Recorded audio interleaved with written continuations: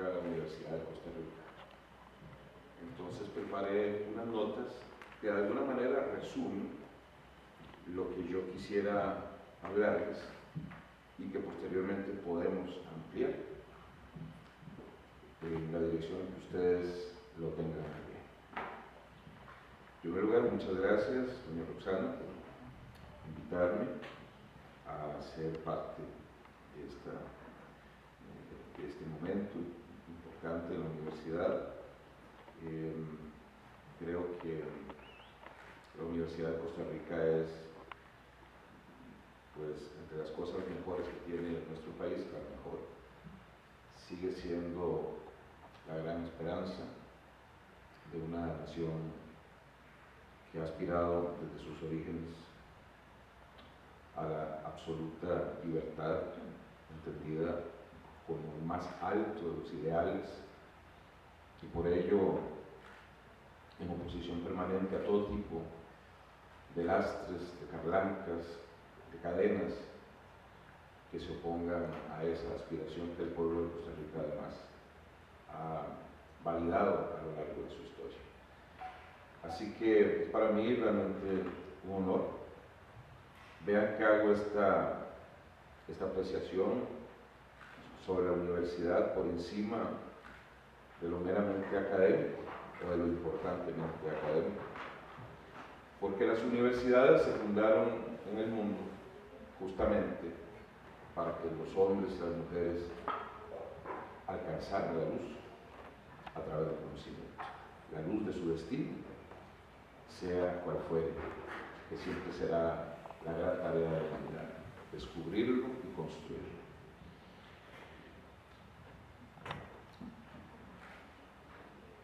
En el lenguaje de una comunidad cualquiera está su principal definidor de la identidad. La mayor riqueza que puede tener un pueblo,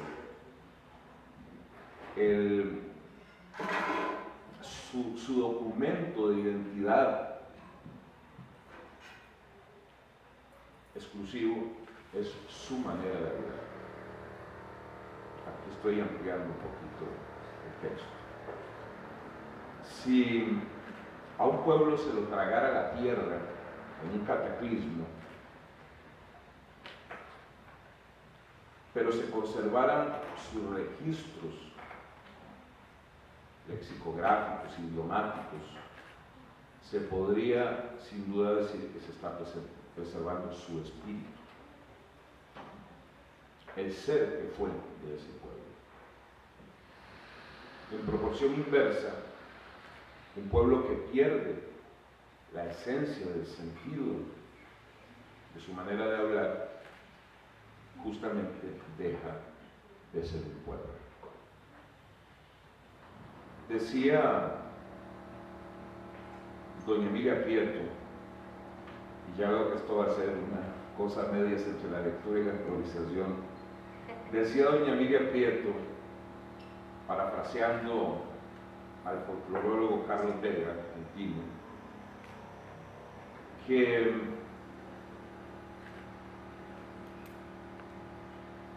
lo que diferencia a una horda, a una masa de un pueblo, es la posesión de un espíritu común.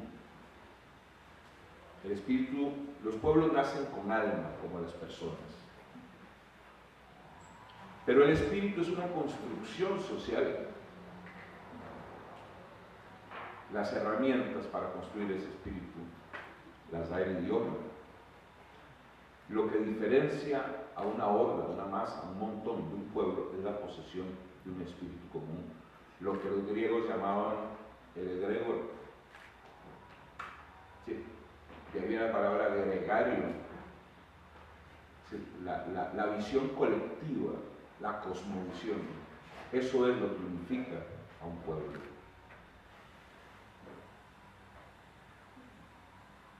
Las palabras son herramientas con las cuales construimos nuestro mundo de relaciones concretas y abstractas. Lo que ocurre con una familia es lo mismo que ocurre en un barrio en un pueblo, ciudad o país.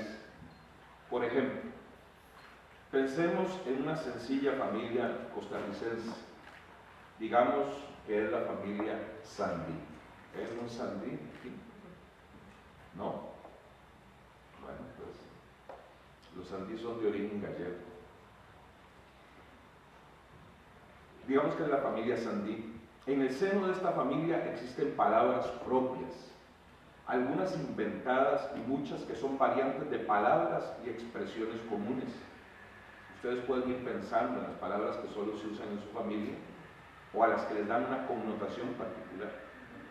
Estas palabras, incluyendo la entonación, le confieren a los hablantes, a los miembros de la familia Sandí, un claro sentimiento de pertenencia a un núcleo donde no solo la sangre, sino la historia familiar, las vivencias comunes conforman un sentido y un espíritu propio.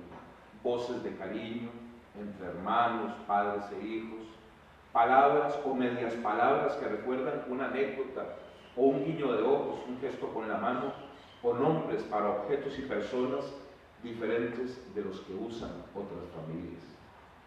Entre pueblos ocurre exactamente lo mismo.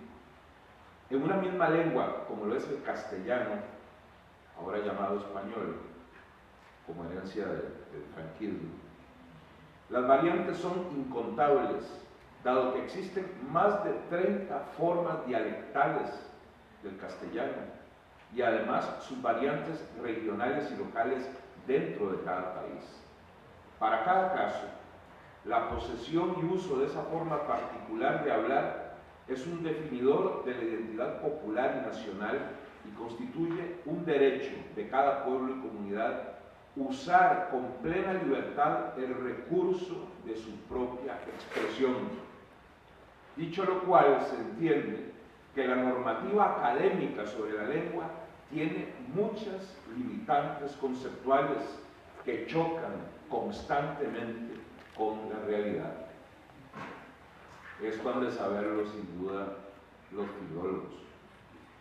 No existe un español correcto en ninguna parte, ni siquiera en España, donde hay 7 u 8 formas dialectales del castellano principales, amén de otras lenguas.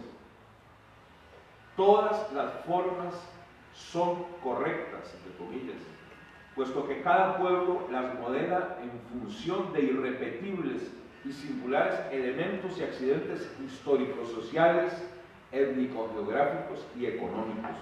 La lengua o idioma es un organismo vivo, cambiante, sujeto a transformación constante a partir de un presupuesto básico de elementos persistentes que le dan cohesión. Le preguntaba a Benito Pérez Galdós, gran escritor español, al gran sabio mexicano, lingüista, extraordinario, todos en América deberíamos estudiar a Alfonso Reyes. Le decía, oye, ¿y tú me puedes decir por qué vosotros, los mexicanos, escribís México y decíais México? Y le dice don Alfonso, ¿sabes qué, mano? Porque nos da la gana. En efecto, no hay otra consideración. ¿Cómo no va a ser un pueblo absolutamente soberano de su manera de expresarse? Hay que empezar por ahí. ¿Qué nos obliga a hablar como madrileños, a escribir como madrileños, a usar una prosodia y una sintaxis que se divorcia de nuestra realidad? Como las muchas décadas, a esto me voy a referir después, en que en la escuela costarricense, y cuando digo escuela digo desde la primaria hasta la universidad, no se enseñan bien las conjugaciones de nuestros verbos. Las singularidades del habla de los costarricenses, variantes regionales incluidas, pueden entenderse a la luz de la historia, la geografía, la etnicidad y la economía. Por eso se habla un español, un castellano, con sus modalidades en el Guanacaste, en Punta Arenas, en la zona sur del país, en la meseta central, ¿verdad?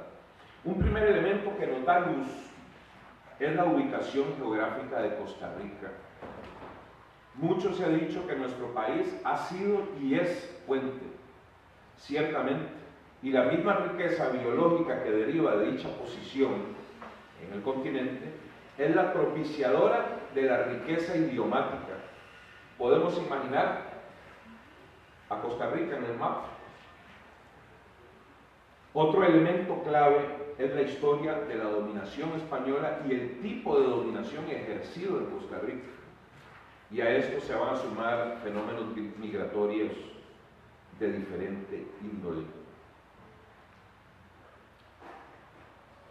La base del español costarricense es el castellano del siglo XVI. Me decía un campesino de Santana, mire, yo es que últimamente me pongo a ver cómo habla la gente, y yo voy viendo que aquí ya los últimos que hablamos español somos nosotros. Y claro, tenía toda la razón. La base del español costarricense es el castellano del siglo XVI, el castellano del siglo llamado el siglo de oro, por la gran cantidad de destacados escritores y poetas surgidos en España, y pensadores, además. Fenómeno al que sin duda contribuyó el impulso y la revitalización económica que confirió al Reino de España la posesión del llamado Nuevo Mundo. Es decir, sin una base material no hay una verdadera explosión o expansión de los fenómenos de la cultura. No hay duda que América en ese sentido contribuyó a esa grandeza de la cultura española en el siglo XVI. Pues nosotros somos herederos de esa manera de hablar. Cervantes, Góngora, Quevedo, Garcilaso, San Juan de la Cruz, Fray Luis de León, Santa Teresa, Lope de Vega, Rojas, son algunos de los más destacados, considerados todos clásicos de nuestra lengua. ¿Cuántas veces acudían los niños campesinos a las escuelas para ser gravemente lesionados y con ello lesionada la cultura patria? Cuando, llevadas de la buena fe, las maestras, normalistas y en general el profesorado corregían a los campesinos en su manera de hablar, ignorando que eran portadores de un tesoro lingüístico que el Estado debió haber protegido, de la misma manera en que hoy se quiere proteger y se debe proteger el bribri o el cabete. Y entonces, cuando un chiquito decía, es que esto está rompido, lo corregían, no, roto, para después descubrir que Lope de Vega, que le hacía poemas a cualquier cosa que se le ocurriera, tiene un famoso poema que se llama A unos papeles rompidos. Para terminar descubriendo que los costarricenses utilizamos y le hemos dado vigencia a términos que en el resto del mundo de habla hispana, pero particularmente en España, son considerados arcaísmos. Eso es un problema de los españoles, pero no es un problema nuestro. Esas palabras siguen siendo útiles y bellas y hermosas y funcionales. Los costarricenses, en particular los campesinos, hemos mantenido en vigencia, luchando contra el fatuo correccionismo academicista de nuestra educación, palabras consideradas arcaísmos que proceden de ese fondo histórico del siglo XVI. Entre estos arcaísmos, el más importante es el voceo, es decir, el tratamiento de voz entre las personas que se tienen confianzas, acompañado del uso discrecional del usted, que lo usamos para las personas que no conocemos, para las personas que nos inspiran respeto, y en la confianza de la familia para las personas más cercanas. Y le hablamos de usted a nuestra pareja o a nuestros hijos. Y la diferencia está justamente en la ubicación de ese usted, en la frase, en la sintaxis y en la entonación. Nos detenemos aquí para decir que en el siglo XVII en España se hizo un gran esfuerzo por clarificar y hacer más funcional la lengua escrita y hablada. Y eso está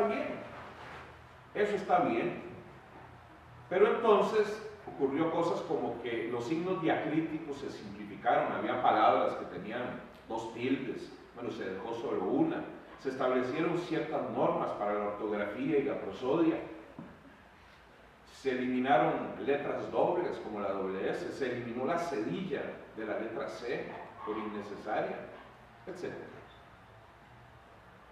Pero se estableció que socialmente el tú quedaba para la plebe y el vos para la nobleza, como el usted, que es una evolución del usted o del vuestra señoría.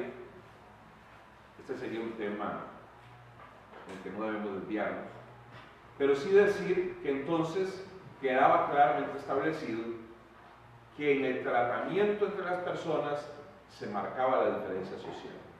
Cuando esta disposición llegó a Costa Rica, no sé si 40 o 50 años después, porque aquí todo llegaba muy lentamente, gracias a Dios, entonces nosotros, que éramos la provincia más pobre de todo el Imperio Español, la más pobre, de lo cual derivan una serie de virtudes históricas, como posteriormente se verá, de nuestro pueblo, nosotros que éramos los más pelados, decía don Diego de la Haya en una carta a su majestad, no sabemos a quién se le ocurrió la peregrina idea de bautizar Costa Rica, este país tan pobre. Sepa su majestad que es tanta la pobreza que cualquier ponderación sería poca. Es decir, por mucho que yo trate, que usted se lo imagina, no se le va a imaginar. Y le dice, bueno, aquí hay un ropero público, cuando alguien tiene que ir a hacer una vuelta a Guatemala de carácter judicial, lo viste en el ropero público para que vaya con cara de persona hasta la capital de Centroamérica. Éramos los más pobres, pero cuando llega esta disposición, no, aquí nadie es menos que nadie. Aquí no hay tú, aquí todos somos vos o usted. Muy en consonancia con una región del mundo en donde ya primaba el minifundismo, en donde ya cada quien tenía su pequeña propiedad productiva y en donde el jornalero y el dueño de la finca eran don los dos. Don José era el dueño, pero don Manuel era el peón y los dos eran dones.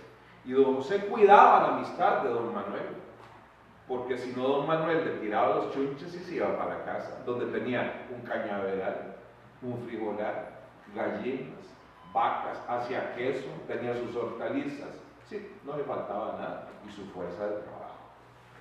Bien, así se empieza a modelar entonces la psicología social y las instituciones que los costarricenses, solidarias, ¿verdad? Los costarricenses supimos convertir nuestra aspiración a la solidaridad, a la fraternidad y a la igualdad, aunque sabemos que no todos somos iguales, supimos convertirlas en instituciones, institucionalizamos esa tendencia histórica de nuestro espíritu, que se refleja en nuestro idioma, sí, hablando de vos, todo el mundo, porque aquí nadie es tú, porque aquí nadie es menos que nadie. Y la gente que habla de tú, la gente que tutea, que lo hace por darse tono, no sabe lo que está haciendo poniéndose por debajo. Poniéndose por debajo de él y poniendo por debajo a la persona a la que está aludiendo, dentro de la perspectiva de lo que es el ser costarricense.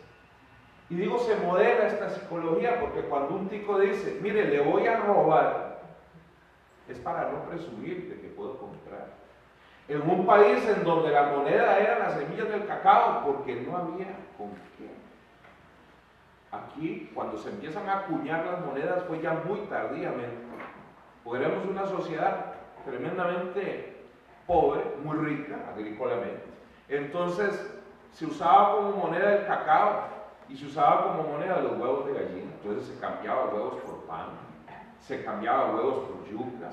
Como los huevos eran más o menos un elemento, ¿verdad?, no fácilmente o no rápidamente perecedero, pues era muy útil. Y así nos la jugábamos en la vida. Le voy a robar, ¿verdad?, decíamos. Y para no darnos por más, decíamos, mire, regáleme, aunque íbamos a comprar, entonces decíamos, mire, regáleme un café, y le decimos al mesero, mire, regálenos par de cafés negros. Y el mesero llegó con los cafés. La conversación muy amena continuó y volvemos a pedir otras 2 tazas de café. Nos regala otras 2 tazas de café y el hombre se acercó y dijo: vean, yo con mucho gusto les regalé las primeras, pero no les puedo regalar. Gozaba horrores cuando le explicamos que en nuestro país esto significaba otra cosa. Entonces le decía al otro, le decía: oye chico, que hay un país en donde cuando quieren algo, comprar algo, dicen que se lo regale, y se reían todos. Bien. Así que sí, en el idioma está nuestro perfil psicológico, está la impronta de la realidad que nos ha tocado vivir. No hay nada más triste cuando se empieza a transformar el idioma en función de que vamos a llevar una vida que no hemos elegido, sino que han elegido para nosotros las grandes transnacionales. Y entonces empieza a separarse nuestra carne de nuestro espíritu, y entonces empieza a ser metafísica lo que antes era realidad. Empieza a ser metafísico decir: Costa Rica es mi patria querida.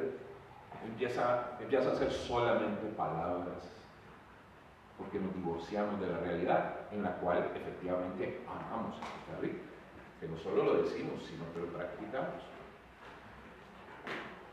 Muy bien, por eso hablamos de vos y de usted, exactamente como todos los grandes de la lengua del siglo XVI, como todos los grandes de la literatura.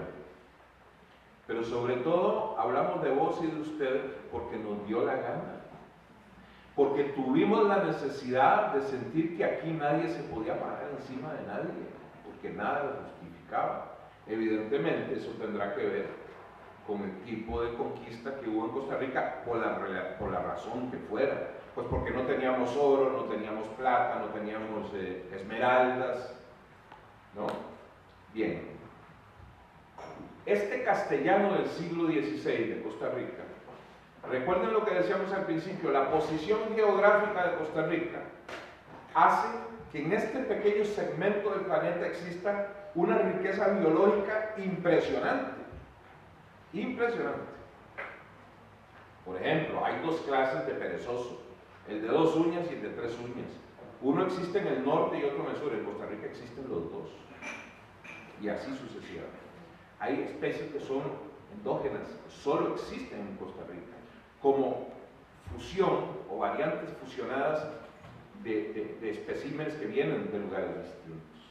Bueno, eso que ocurre con lo biológico, ocurre con lo cultural, justamente por la posición en que estamos en América. Lo primero a lo que vamos a aludir es el aporte de las lenguas aborígenes, empezando por el taíno. El taíno es una variante del arahuaco. El taíno era la lengua difundida en todas las islas del Caribe, sin excepción. Las primeras palabras que los españoles conocen cuando llegan a América son las voces taínas. Y cuando llegan a tierra firme han aprendido esas voces creyendo que en tierra firme también se usan. Y se van a encontrar con la sorpresa de que aquí había un mosaico lingüístico impresionante. Ciertamente, al igual que en Europa, había una serie de lenguas madres de las cuales derivaban dialectos y variantes, ¿verdad? O formas dialectales. Pero entonces para los aborígenes costarricenses las palabras taínas eran tan extrañas como las mismas palabras castellanas. No les entendían de ninguna manera. Tal vez una que otra, por algún tipo de contaminación. En el caso del taíno. Bueno, estas palabras taínas que usamos hasta el día de hoy y que trajeron los españoles, ven ustedes, tabaco. Así de sencillo. Canoa. Hay muchas. Yo voy a coger las que sé que ustedes conocen. Cacique, pejibaye, cimarrona, guayaba, maíz. Increíble. Bien. A estas palabras taínas que traen los conquistadores, vamos a sumar la fuerte influencia del náhuatl. A excepción de Guanacaste, Costa Rica no pertenece al mundo náhuatl. De hecho, cuando Guanacaste se anexa a Costa Rica, se está anexando una parte de Mesoamérica, que se extiende como una unidad en muchos sentidos hasta Chiapas, Yucatán y Quintana Roo. Muy bien, el náhuatl era una especie de lengua franca, se hablaba en todo Mesoamérica y había variantes dialectales con influencias de idiomas de pueblos que precedieron a los aztecas, como los toltecas o los olmecas. También había palabras de ellos. Es decir, que el náhuatl era como el latín, así como el latín es madre del castellano, del catalán, y el gallego, y el provenzal, y el italiano, el rumano, etcétera, francés. El náhuatl lo es de una serie de lenguas mesoamericanas: el mande, chorotega, el tzutzul, el pipil. Ven ustedes, tenemos la influencia taína, náhuatl y mandinga. A esto se va a sumar, gracias al comercio intenso, se intercambiaban tanto las palabras como los objetos.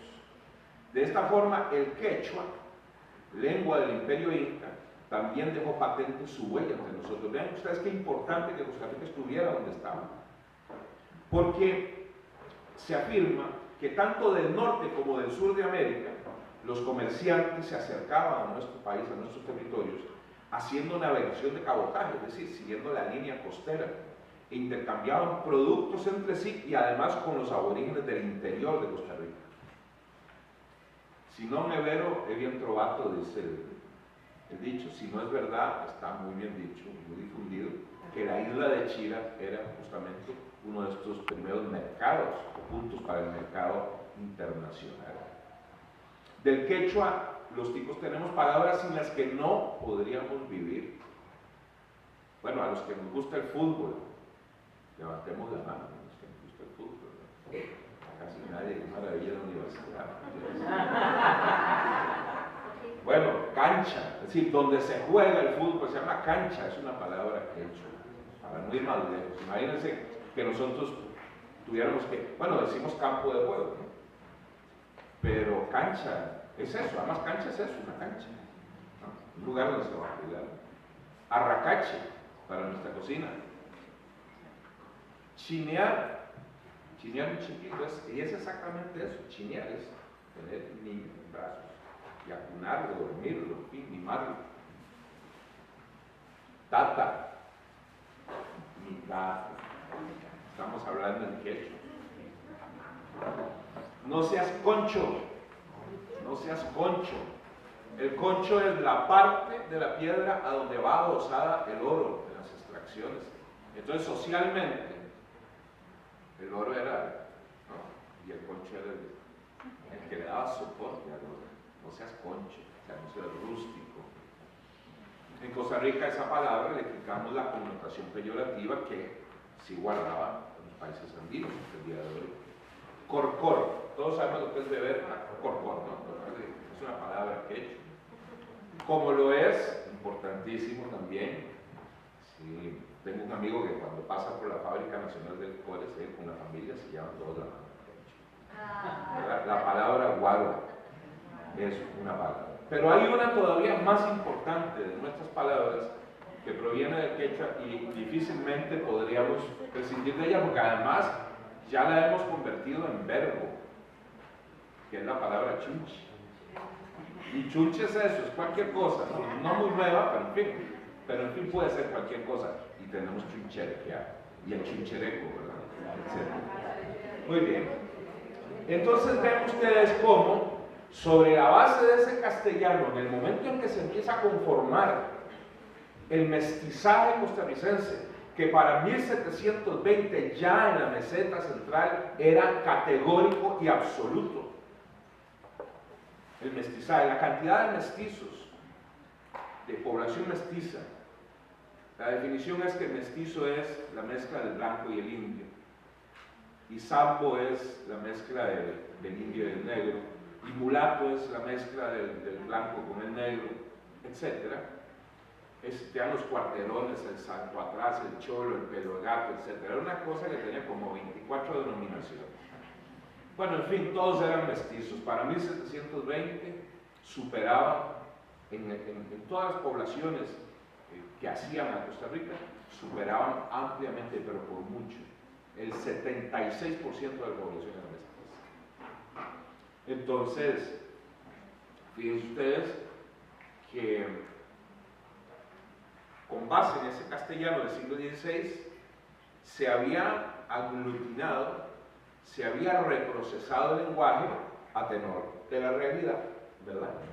Y teníamos tal vez uno de los castellanos o idiomas o formas expresivas, como quieren llamar, más ricos de toda América, Sí, nos dábamos el lujo de haber integrado el náhuatl, el taíno, el quechua, las voces africanas, a las que además se le sumaron, obviamente, las voces de nuestros propios aborígenes, que pertenecen al mundo chibcha. Nuestros aborígenes son, lingüísticamente hablando y culturalmente, del mundo chibcha, del macro chibcha. Imagínense ustedes qué extraordinaria riqueza teníamos ya para el siglo XVIII como pueblo, la capacidad de comunicarnos. Bueno, vamos a las cosas prácticas, no nos quedemos en lo teórico. La olla de carne. La olla de carne, o candolla, como dicen en Cataluña. Bueno, la olla de carne era un plato español o peninsular, ¿verdad? Ahora imagínense ustedes que cuando América no había hecho sus aportes, ¿cómo sería una olla de carne? Sin elote, sin chayote, sin camote, sin tiquisque, sin yuca, sin papa, ¿no? Sí, era una olla de carne sin culantro coyote. Era una olla de carne, pues, ¿no? Muy discreta.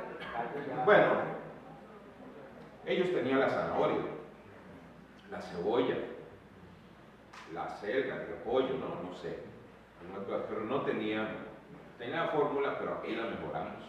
Vean ustedes, es la realidad la que va imponiendo estas cosas.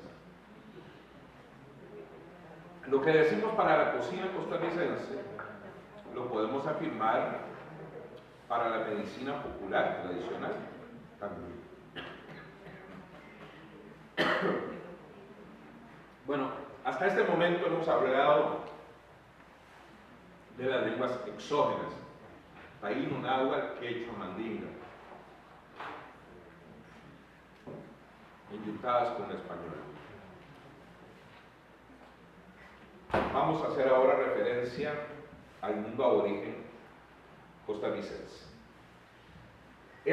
La idea es, yo no puedo hablar sentado, ya son muchos años cantando, hablando de pie, lo estoy haciendo sentado y ahí, no, pero es que tampoco me da la vista, así que... En la idea de que entendamos los aquí presentes, que cada vez que abrimos la boca tenemos una responsabilidad, si es que decimos ser costarricenses, ¿no? Igual cuando la abrimos para hablar o cuando la abrimos para comer, porque dicen que uno es lo que come. Entonces, el idioma y la gastronomía nacional se salvan exactamente por el mismo punto, ¿no? Por la boca.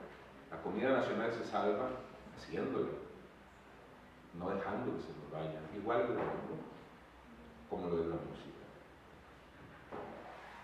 A excepción del mangue chorotega, que deriva del náhuatl, simplificando este concepto, puesto que también hay voces de origen tolteca y azteca entremezcladas con el náhuatl, el resto de las lenguas habladas en Costa Rica tienen como tronco común el macro-chibcha, el guaymí o nove, el bribri, el cabeca, el boruca, el pérraba, el guatuso y el botán. Son del mundo chibcha. Compartimos una cosmovisión con los pueblos de Panamá y de Colombia. Y vean si es importante que, por ejemplo, en el Guanacaste, cuando se hacía siembras, se quemaba, se usaba la tierra quemada 2 años, hasta que ya no daba, se abandonaba, se botaban árboles, se volvía a quemar, y así sucesivamente. La técnica de la rosa, rota, ¿no? Con Z, de rozar el terreno y quemar. En el mundo chibcha de la meseta central, esa no era la práctica. Es decir, nunca se destruía el agua. Hay un amigo estudioso que dice que los huetales vivían del dosel del bosque. Se comían las hojas. Los ticos somos muy comedores de un montón de cosas que no se comen en ningún lado. Entonces, se comían cierto tipo de raíces, los troncos, las hojas, las flores, los frutos.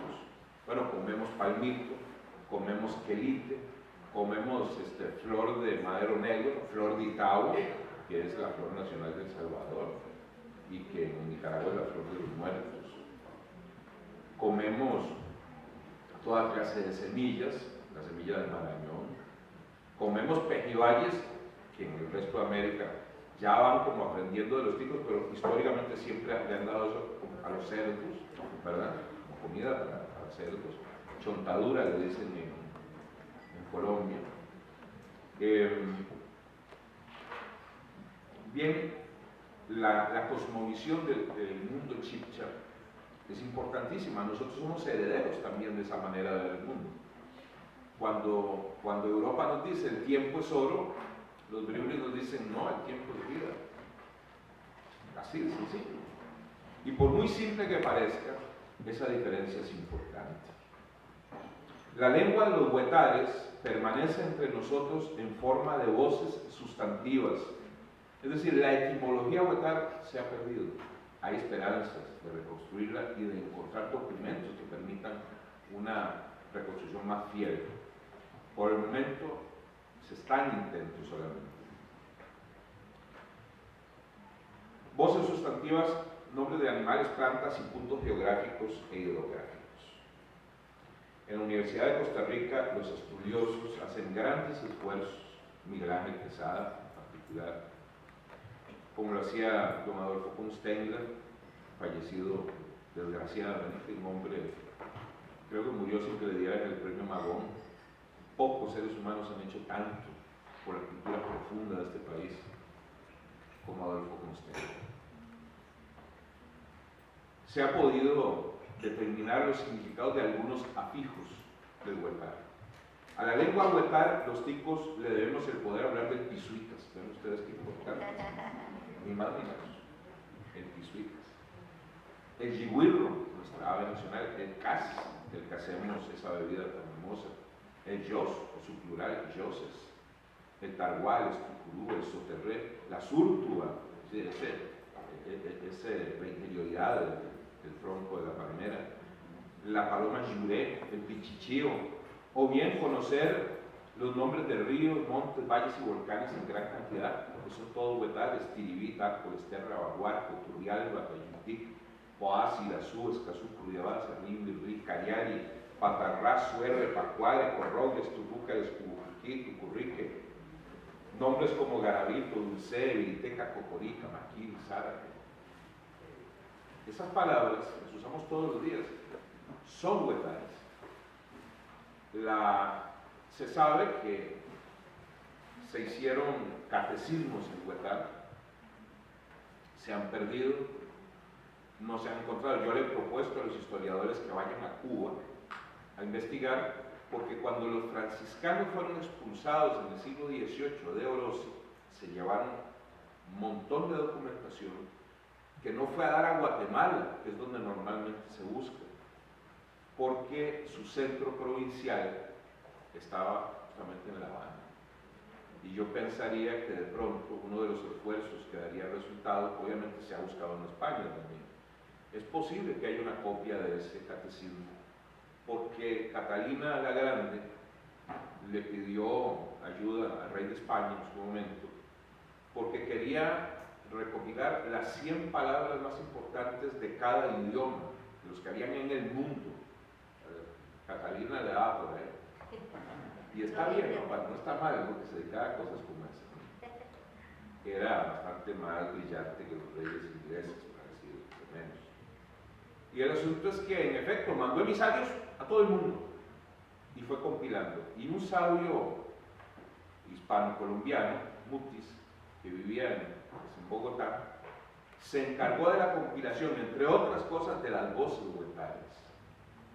Y publicaron el libro, está publicado. El problema es que las publicaron en orden alfabético, todas, y no pusieron a cuál lengua pertenecían. Entonces están mezcladas con todos los idiomas del mundo. Pero es posible que la copia, ¿verdad?, de estas palabras en algunos documentos se los llevó este investigador, y es posible que eso se pueda encontrar. No sé si en el antiguo Palacio de Invierno de los Ares, ¿no? O dónde, pero en fin, hay la posibilidad. Mientras tanto se trabaja en esto.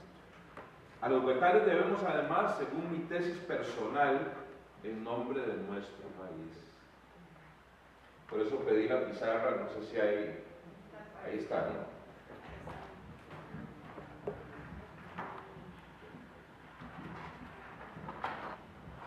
Nosotros escribimos Costa Rica y nos han enseñado que se escribe así.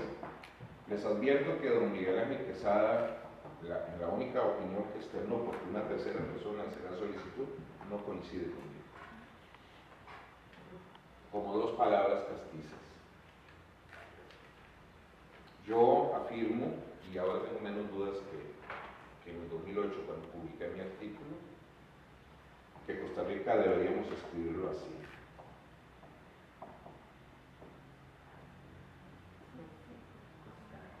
Como Tucurrique, como Siquirres, como Turrial, como Virri, como ustedes pueden seguir diciendo, tantos nombres en donde en el huetar es privativo la doble R, es dominante, y que no de otro lugar sino de la pronunciación aborigen arrastramos, ¿verdad? Lo acabo de decir en perfecto español, arrastramos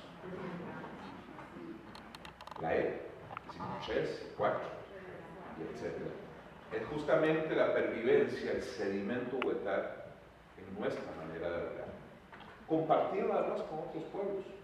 Ustedes ven que en Sudamérica no es raro encontrar ese sonido arrastrado de la doble.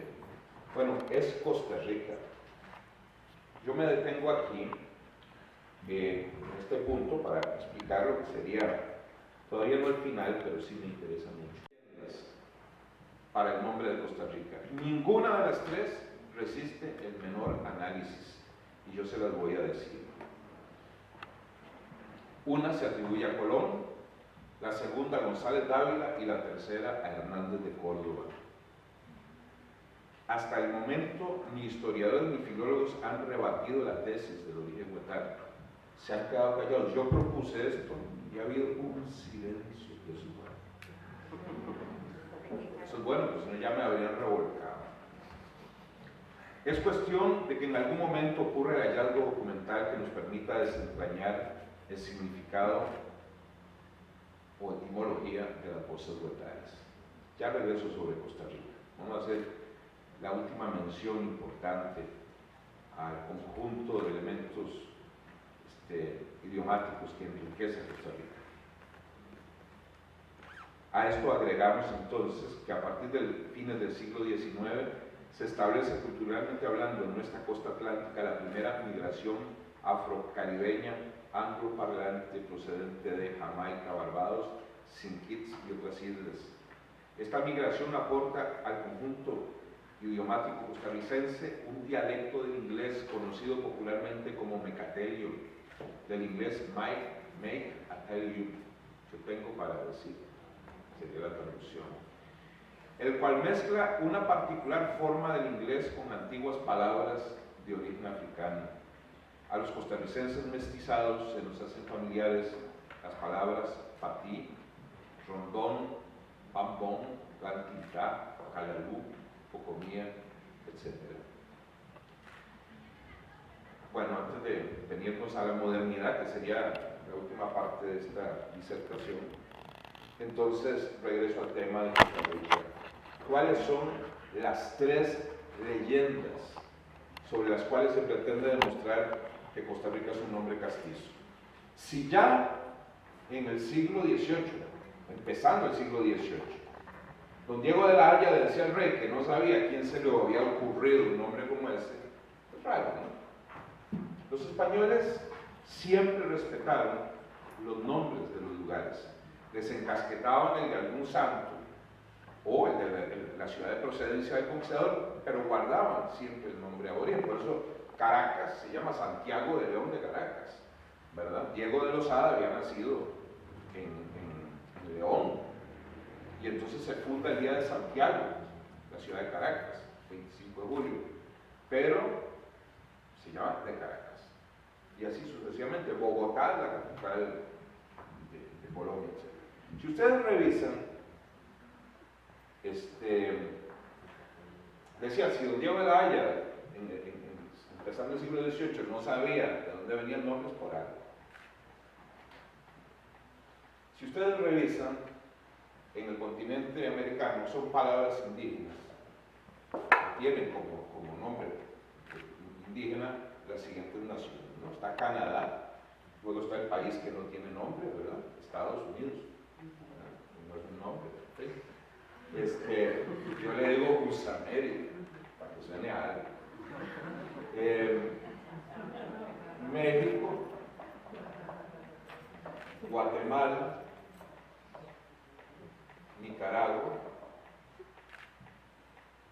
asumo que Costa Rica, Panamá, en el Caribe está Cuba, Haití. Los nombres conocidos de Borinquen y Quisqueya para Puerto Rico, y la española, que se divide en Haití y Santo Domingo. Venezuela se supone que significa pequeña Venecia, porque Diego de Ojeda llega al Golfo de Maracaibo, y los indios ahí vivían en palafitos, es decir, vivían dentro del agua con casas montadas sobre pilotes, como en Venecia en ese momento. Entonces, eso es una pequeña Venecia. Esa es la leyenda. Bueno, Colombia sabemos que es el nombre que le da el libertador Bolívar a su gran proyecto, que al final es Nueva Granada, la que se queda con el nombre de Colombia hasta el día de hoy. Integraba Venezuela, Colombia, Ecuador, Perú y Bolivia, y Panamá, que era provincia colombiana. Pero de ahí para abajo son nombres indígenas: Perú, Chile, Brasil,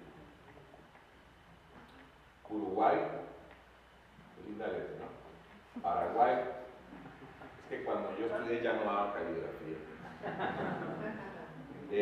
Bueno, no sé, las Guyanas, ¿verdad? Etc. De tal manera que si hacemos una lista ahora donde vamos a incluir a El Salvador, ¿verdad? Honduras, Venezuela, ¿verdad? Colombia, Ecuador, Argentina, ¿verdad? Ustedes verán que las voces que no son, bueno, Bolivia es el nombre de Bolívar, era el Alto Perú, se llamó Bolivia en honor a Bolívar. Ustedes ven cómo la gran mayoría de países en América conservan sus nombres aborígenes. Bien, la primera leyenda es que es Colón el que habla de la Costa Rica. Hemos examinado todas las cartas de Colón, en ninguna habla de la Costa Rica. Colón está muy cómodo con la palabra Cariay, y en todos los primeros mapas la zona que corresponde a Costa Rica va a aparecer siempre como Cariay, nunca como Costa Rica. ¿Y por qué le gustaba? ¿Por qué se sentía cómodo Colón con esto? Porque Colón estaba buscando llegar a Zipango y a Catay. Zipango es Japón, y Catay podría ser Shanghái, China, ¿verdad? Y él creía, y Cariay le gustaba porque fonéticamente ya se le asemejaba, ¿no? Pero la única carta en la que se habla de Colón, en la que se habla de una Costa Rica. Esa es la primera carta. Y en la primera carta es cuando se descubre la isla de Guananí, ¿verdad? Que él bautiza como San Salvador, que está en las Bahamas. Y esa carta ni siquiera la escribe Colón, la escribe el padre Bartolomé de las Casas. Las otras crónicas sí las hace Colón, personalmente. Entonces, no hay una alusión a la Costa Rica, no existe. Así que, sencillamente, sobre el nombre Costa Rica se montó la fábula.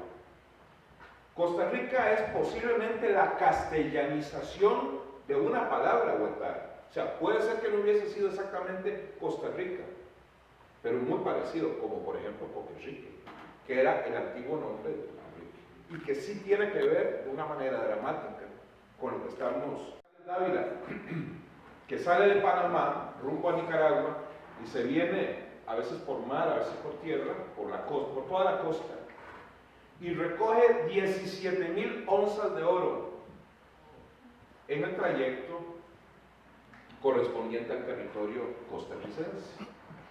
Pero en el pequeño trayecto correspondiente a Nicaragua recoge 200,000, lo cual diría que la Costa Rica era realmente aquella y no esta.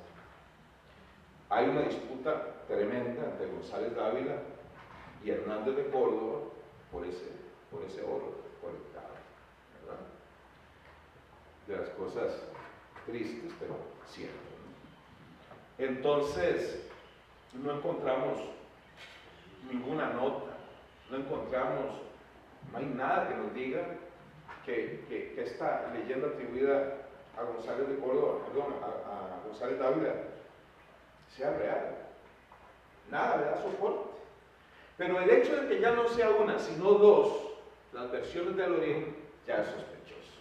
Ya si no es la primera, no, es la segunda, entonces quiere decir que de alguna manera alguien negó la primera en algún momento.